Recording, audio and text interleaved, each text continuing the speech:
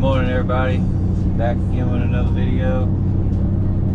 Going to, I guess, Mandeville, Covington, across the lake, north side of the Lake Pontchartrain in Louisiana. Going to Fontainbleau State Park. It is, let's see, what time is it right now? It is 6:20. So, a little bit before sunrise. This park does charge, I want to say about $3 a vehicle. Put your $3 in an envelope, write some information on it, drop it in there, good to go. Easy head straight to the lake. See, check for any shorebirds, maybe do a little time lapse of the sunrise. And while that's doing the time lapse, I usually look around, try to take some photographs with the big camera. Following my buddy Ethan right now, another photographer. You see him in the other videos. He usually goes some of these places with me. We'll see what we can find. Let's get into it.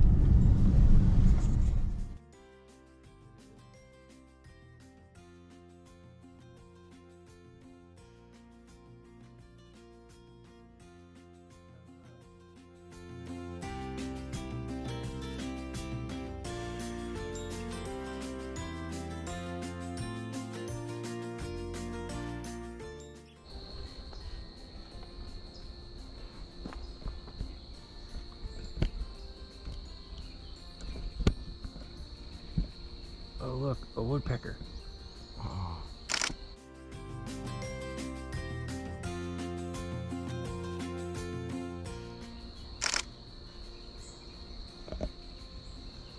He's up there in that branch.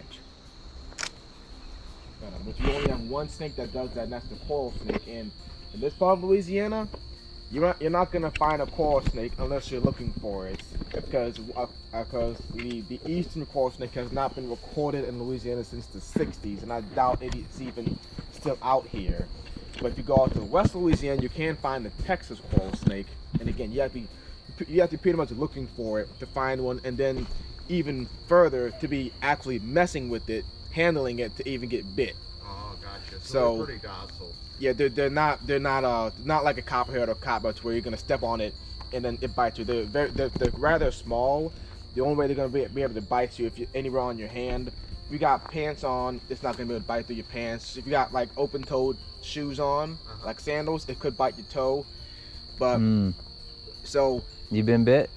Cottonmouth. Cottonmouth? 2018, yeah, cottonmouth. So you never want to apply pressure banners for any of our pit vipers here, which are rattlesnakes, copperheads, and cottonmouths. That's good to know, because that's exactly what I would think to do.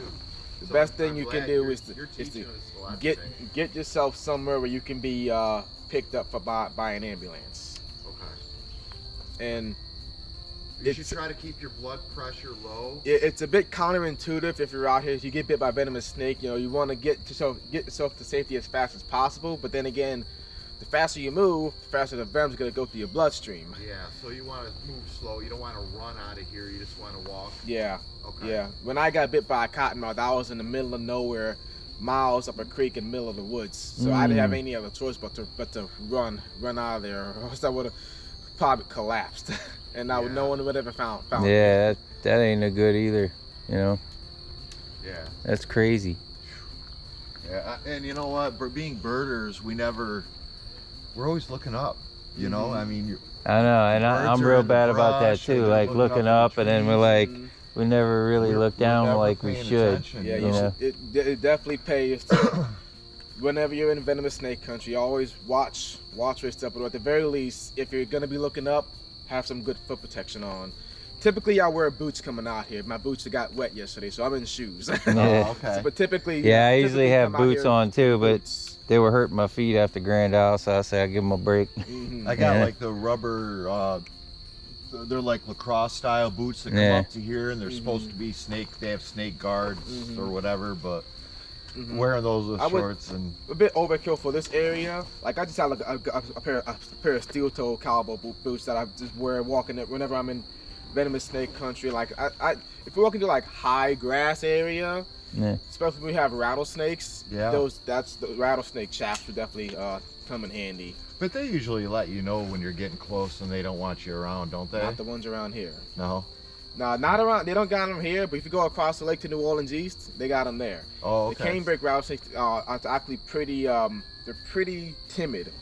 They actually won't really rattle until you actually start to muck with them. Oh. You will have a few of them. Boy. You will have a few of them that will start rattling when you get close to them. But typically they won't rattle until you actually start to mess with them. Okay. That's good. So you could be walking past a rattlesnake and you wouldn't even know it. Yeah. You wouldn't even. And what know you it. said the name of your channel was? Because I always make some videos and do. It's gonna be Dylan's Wildlife. Dylan's Wildlife. Yeah. All right. Yeah, Dylan. No, I appreciate your time. Yeah, helping us out today, and hey, look, we're always about learning some stuff, and it's a good safety thing too. You know. Yeah. For sure. Yeah. You know. Always, it's always part of the adventure, the new cool and different Yeah, people. man, we you never meet know along who the you way run on the into, trail. whatever. I Yeah. met him birding really in Yeah. City Park, Yeah, now we're forest like over there. now we're They like got a best lot friends. of We trails and stuff over there too. and Every swamp. weekend we That go out. the Audubon Nature Park across. No, the lake? this is a Katori Forest. How you say it? Katori or Kutu? I say couture, but I know I pronounce it wrong. It's right across the street from Scout Island in City Park. Go down Harrison Avenue. Oh, okay, yeah. And then you can go on the left side or the right side. Right side Scout Island, left side's the forest. And they got trails all up in there. Well, they got like a deck that goes out that's built. And we set up our tripods out there. They had wood ducks. Alligator. I had one of those snake birds, hingas. Caught him a perch. Caught a perch. Threw it in the air, man. I got a picture of it. You can see all the colors on the perch. And he's eating, you know. Caught it in the air and everything. It was pretty cool shot, you know.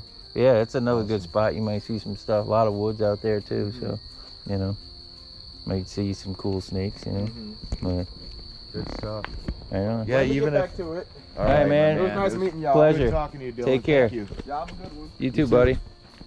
I like stuff like that because when you post it on your channel later for people that don't know, Yep. like It that could was be a good piece of educational for sure. information. Yes. Probably saved somebody's life. Yeah, it definitely saves somebody's life. I know because I'm not an expert on snakes at all, you know. Oh, me neither, dude. I have no. And those snakes will really ruin your They'll day. fuck you up. Yeah. There's a lot of poisonous For snakes. sure.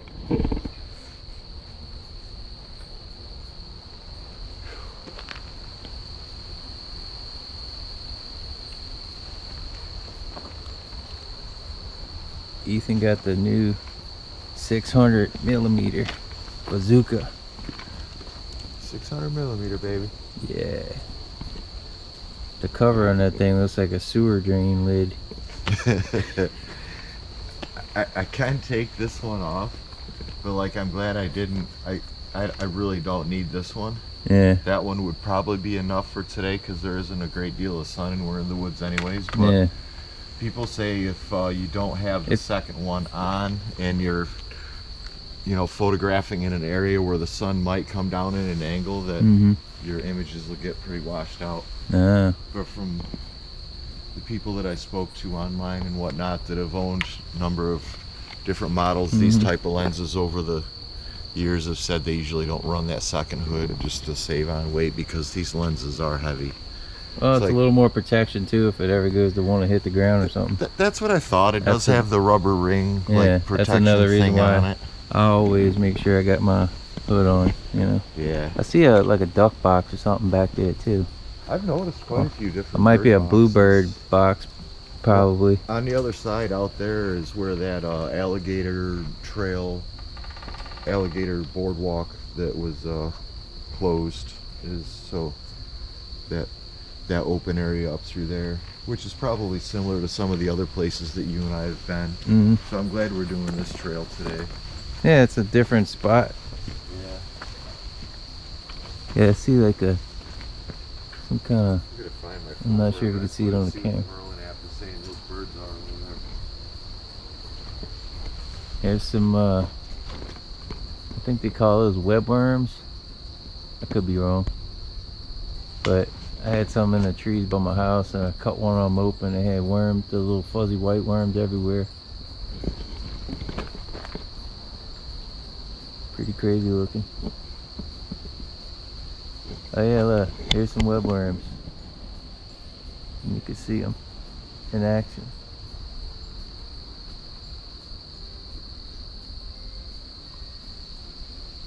And some of them are getting out of the web.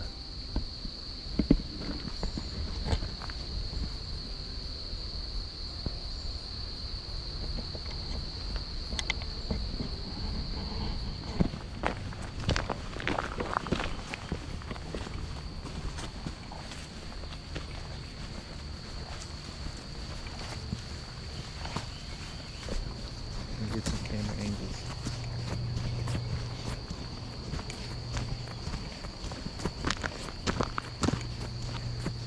I don't know why my camera's filming like this, but oh, it's a white-eyed vireo. It's over there in that tree.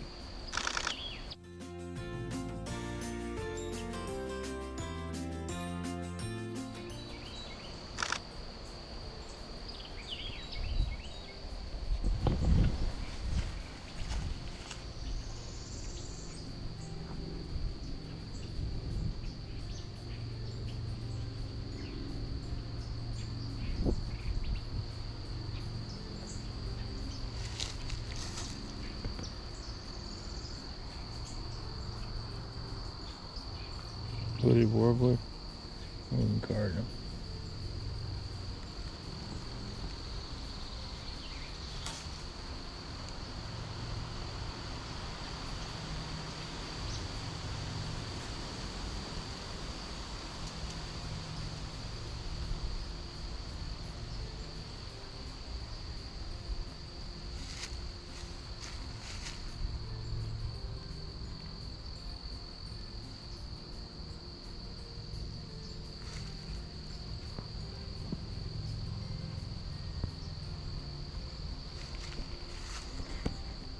Actually hit the edge of Big Branch.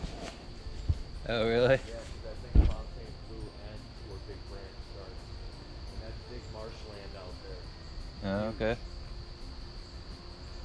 Yeah, I don't know exactly where we at. We could be lost. We'll pull up a Google Maps here in a minute before we go too far.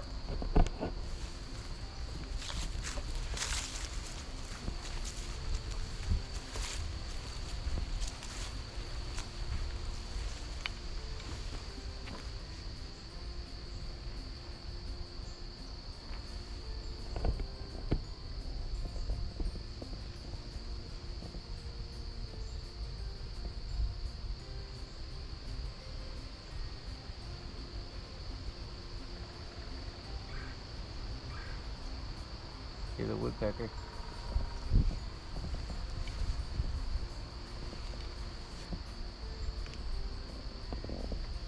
Swamp sparrow. Oh yeah, swamp sparrow.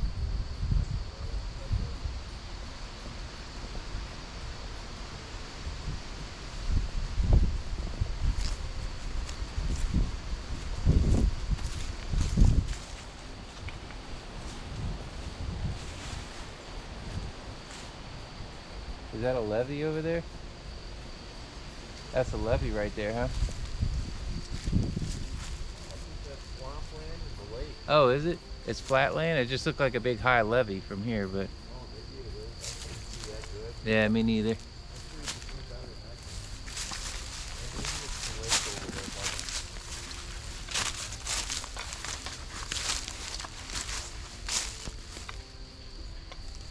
Yeah, I thought coming in here for just a minute, maybe some of those birds would just work along this edge in front of us, but those swamps.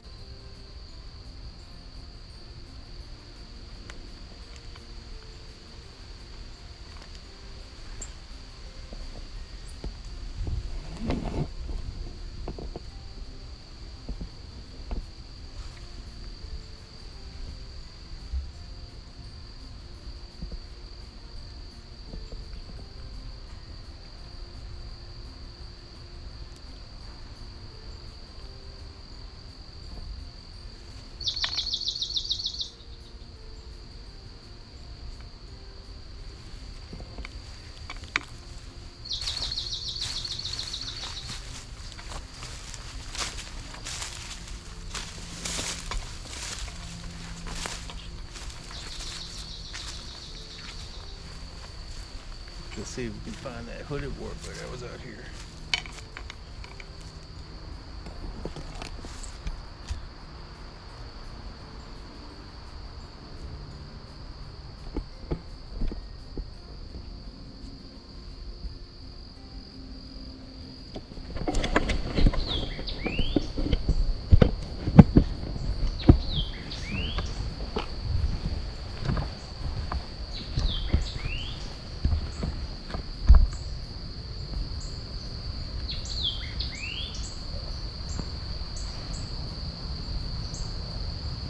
It looks kind of big, huh?